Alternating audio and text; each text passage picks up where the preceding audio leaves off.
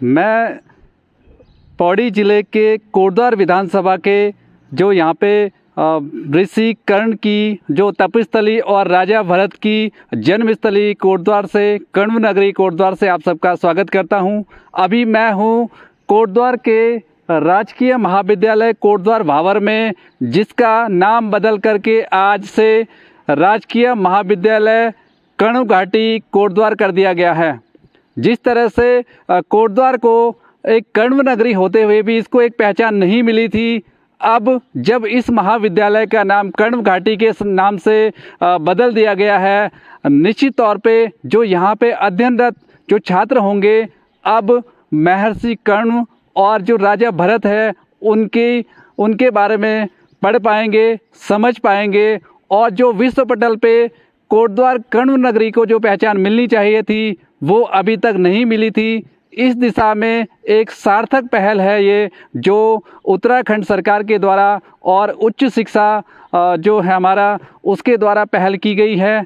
अब मैं यहाँ के जो प्राचार्य होंगे उनसे बात करूँगा, डॉक्टर अग्रवाल जी से, कि जिस तरह से उत्तराखंड में उच्च शिक्षा को बढ़ावा देने के लिए, उसकी गुणवत्ता को बढ़ाने के लिए रूसा का जो प्रोजेक्ट है, यानी राष्ट्रीय उच्च शिक्षा अभियान के तहत जो कार्य किए जा रहे हैं, शिक्षा की गुणवत्ता को बढ़ाने का जो प्रयास किया जा रहा है, उसके बारे में मैं उनसे बातचीत कर लूँगा कि क्या रूसा के तहत यहाँ पे कार्य किए जा रहे हैं, या आगामी जो प्रोजेक्ट होगा जब रूसा का 3rd फेज़ शुरू होने वाला है उसमें क्या क्या रिक्वायरमेंट्स इस कॉलेज की होंगी ताकि उसे और बेहतर बनाया जा सके।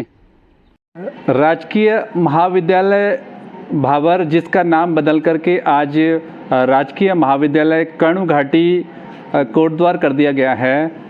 आज इस कॉलेज के प्राचार्य डॉक्टर विजय कुमार अग्रवाल जी से मैं बात करूंगा। सबसे पहले सर, आपको बहुत बहुत बधाई कि जो यहाँ पे कोटद्वार कण्व नगरी को जो पहचान नहीं मिली थी, अब इस महाविद्यालय का नाम बदल करके कण्व घाटी के नाम से हो गया है। आपको बहुत बहुत बधाई उसकी। मैं पहली सवाल पे आना चाहूँगा सर आपसे, यहाँ पे कितनी छात्र संख्या है कुल इस महाविद्यालय में? महोदय, इस महाविद्यालय में कुल छात्र संख्या इस सत्र में 592 है, और हमारे यहाँ तीनों संकाय हैं, कला, विज्ञान और वाणिज्य।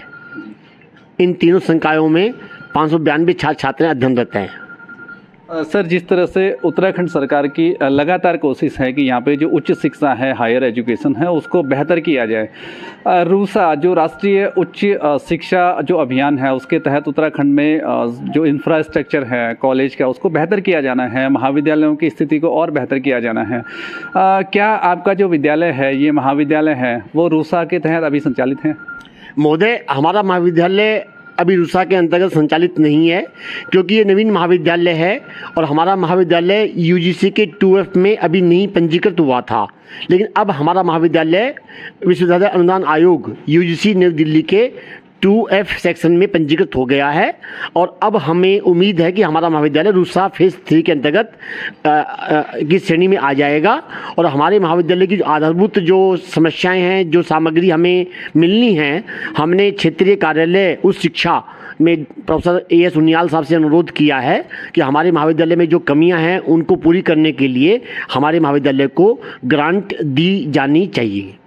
सर, यहाँ पे क्या क्या चीज़ें ऐसी होंगी, क्या क्या कमियाँ ऐसी हैं जिसको आप चाहते हैं कि वो रूसा के तहत हो? क्योंकि यहाँ पे 592 छात्र छात्राएं अध्ययनरत हैं, कहीं ना कहीं इंफ्रास्ट्रक्चर होगा, कई सारे लेबोरेटरी के इक्विपमेंट्स होंगे, तो क्या क्या वो इक्विपमेंट्स हैं, क्या क्या चीज़ें हैं जिसकी आवश्यकता आपको नितांत आवश्यकता है रूसा के तहत?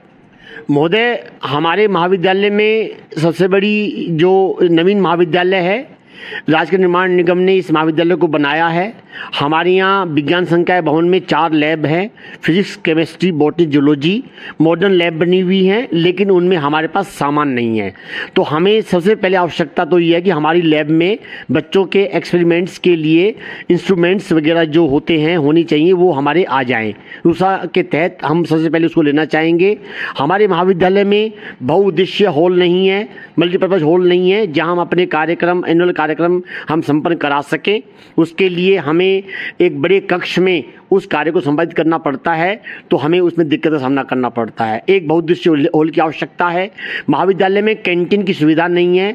हमें मार्केट यहाँ से 1.5 से 2 किलोमीटर की दूरी पर है, तो चाय पानी पीने के लिए या खाना खाने के लिए बच्चों को या यहाँ के कार्मिकों को लंच के लिए थोड़ा बाहर जाना पड़ता है, तो यहाँ पर कैंटीन की आवश्यकता है।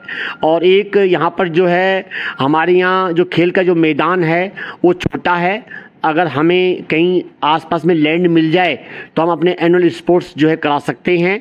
और हमारे महाविद्यालय में कंप्यूटर लैब नहीं है, कंप्यूटर लैब की आवश्यकता है, ताकि हम बच्चों को कंप्यूटर संबंधी जानकारी, टेक्निकल नॉलेज उनको हम दे सकें। ये सब चीज़ें हमारे महाविद्यालय में जो इनकी रेन वाटर हार्वेस्टिंग की भी दिक्कत है, उसके का भी प्रोजेक्ट हम बना रहे हैं। तो इन सब चीज़ों की मांग हमें रूसा से करी है कि वो फेज़ 3 के अंतर्गत हमें इन चीज़ों का जो है धनराशि मुहैया कराएं, तो हम इन सब चीज़ों को पूरी कर लें। जी, बहुत बहुत धन्यवाद। ये मेरे साथ में प्रोफेसर अग्रवाल जी थे, जिन्होंने यहाँ पे रूसा से जो आवश्यकताएं हैं, जो उस प्रोजेक्ट से आवश्यकताएं हैं, जिस तरह से 3rd फेज़ स्टार्ट होना है उत्तराखंड में, उत्तराखंड सरकार से और जो रूसा से के उच्च अधिकारी हैं, मेरा उनसे निवेदन है कि इस कॉलेज में जैसे इन्होंने बताया बहुउद्देशीय यहाँ पे भवन की आवश्यकता है, लेबोरेटरी के लिए इक्विपमेंट्स की आवश्यकता है, यहाँ पे ग्राउंड की आवश्यकता है, ये तमाम जो आवश्यकताएँ हैं और ये किसी कॉलेज की मूलभूत आवश्यकताएँ हैं।